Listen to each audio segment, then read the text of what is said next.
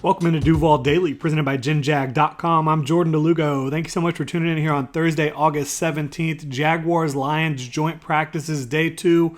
We've got some updates for you. Obviously, I'm not up in Detroit this week, but a lot of good folks on the ground up there, from Action Sports Jacks to the Jaguars.com people providing some updates. And we're also in communication with the Jaguars PR staff on some of these injuries that have been suffered, and following along with some of the Lions media as well on Twitter. So got some updates for y'all. No pads today, but still very intense practice. I'm all for getting after it. And I like that the Jaguars are having to deal with a team in the Detroit Lions who are maybe being a little overly aggressive based on what we've heard. But the Lions, it sounded like they were a little egregious today. And no pads, and you had multiple little scuffles going on. Sounded like Chauncey Gardner-Johnson and Andre Sisco got into it when they were changing sides, offense versus defense, defense versus offense. Then a big mob when Hasty got slammed to the ground by 2 Detroit Lions right in front of the Jaguars sideline. The Jags were not happy about that at all. Also, some intensity between the media, oddly. Little passive-aggressive shot from Jeff Risdon of Lions Wire on the lack of Jaguars media folks covering the Lions offense versus the Jaguars defense. Okay. I'll just say this. Usually the team that starts fights and is more chippy and more aggressive after the whistle is not the team that is handling their business between the whistles. I'll leave it at that. Now, getting into some actual reporting here, some stuff out of camp. Injuries. Foley Fatukasi, he suffered an injury yesterday. So did Josh Wells. So did Antonio Johnson. According to the Jaguars PR staff, all 3 of those players have been ruled out. There will be no further updates until after the game, but it sounded like Josh Wells limped off yesterday. Some folks speculating on Jaguars.com, I think John Osher and maybe a couple of the other guys, that it did not look very good for Josh Wells. We'll see what happens there. He has been ruled out. Foley Fatukasi also ruled out. He apparently had a boot on his right foot today, according to Kai Stevens of Jaguars.com. And then Antonio Johnson, Action Sports Jacks, they reported yesterday that he did leave the practice field and was walking around on the sideline pretty gingerly. So we'll look to get updates on those 3 players following the Jaguars versus Lions preseason matchup on Saturday at 1 p.m. Doug Peterson, that's the next time he's scheduled to speak with the media. Now, Anton Harrison, a player that everybody's going to be fired up to have more information about, first-round pick, going to be your starting right tackle in week 1. He practiced on Thursday for the Jaguars after apparently having some more shoulder soreness. He's been dealing with the shoulder throughout camp, has not missed much time because of it, but he's been battling through it. It sounds like today he did some one-on-ones, some team stuff, and then he left. Then Blake Hant switched over to right tackle, Cam Robinson at left tackle, Walker Little at left guard. That's according to Brent Martineau of Action Sports Jacks. So kind of seeing some shuffling there with Anton Harrison leaving at some point in practice, still working out on the sideline, not like going out, leaving the field or anything like that.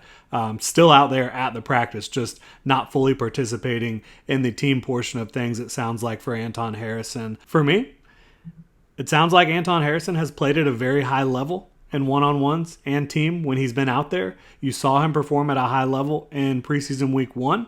How the Jaguars handle this shoulder that's lingering, it'll be interesting for me, because you obviously want to get a rookie, a very young football player who's going to start for you, as many reps as you can, but you also have to balance that out with, making sure he's actually healthy and ready to go in the regular season, ready to start a bunch of games consecutively for you. It might just be one of those things that throughout the season, he's not going to be practicing a ton during the week, but then having to, just be ready to go on Sundays or whenever the Jaguars do play that week. Definitely something to monitor. Obviously, as I mentioned earlier, no Foley, no Josh Wells, and no Antonio Johnson for the Jaguars this weekend when they take on the Lions again. That's Saturday at 1 p.m.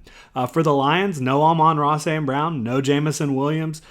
Jamison Williams suffered a hamstring injury. They're not going to be able to see him again likely until his suspension is over, week 6. So that's going to be a bummer for the Lions for sure.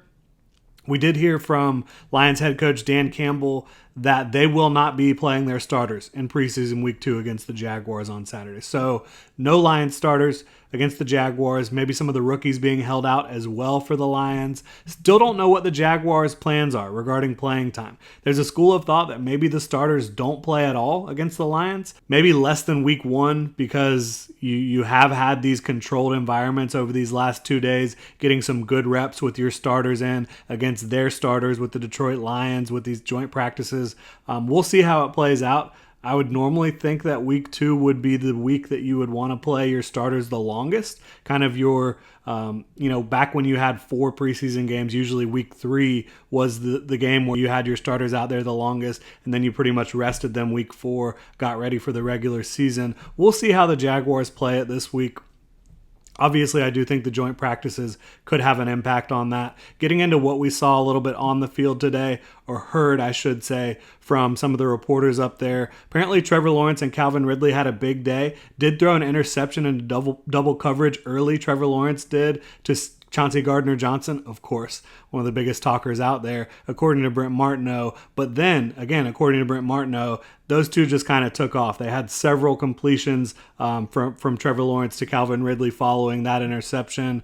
It sounds like in the 11-on-11 red zone work, according to Jeremy Raceman, the Jaguars struggled a little bit in those 11-on-11 red zone drills, connecting on just 2 touchdown passes and 8 tries. Again, that's per Jeremy Raceman, both from Lawrence to Jones. Trevor Lawrence to Zay Jones, both of those touchdowns. So yeah, not a great day in the red zone for them. Sounds like the Lions defense came to play a little bit today. They got some interceptions. They were able to get some stops in the red zone, and they have plenty of talent and pride, pun intended, on that side of the ball. So not a huge surprise for me. I know they weren't one of the better defenses in the league last year, but they've done a lot to shore up that side of the ball, both through free agency and the draft. So yeah, I'm not really surprised to see the Lions defense coming out and being prideful and playing a little bit better football. Some really nice battles, it sounded like, between Chauncey Gardner-Johnson and the Jaguars receivers. I know Evan Ingram as well, going back and forth. Jags making plays, Lions making plays. Not a big surprise for me. Sounded like Josh Allen for the Jags was in the backfield quite a bit in the team portion of practice, which, again, not a surprise. He generally does make his way to the backfield quite a bit when he's out there on the field. Had some rookie-on-rookie work, second-round picks. Apparently, Brenton Strange mossed Brian Branch in a rep, so that's interesting.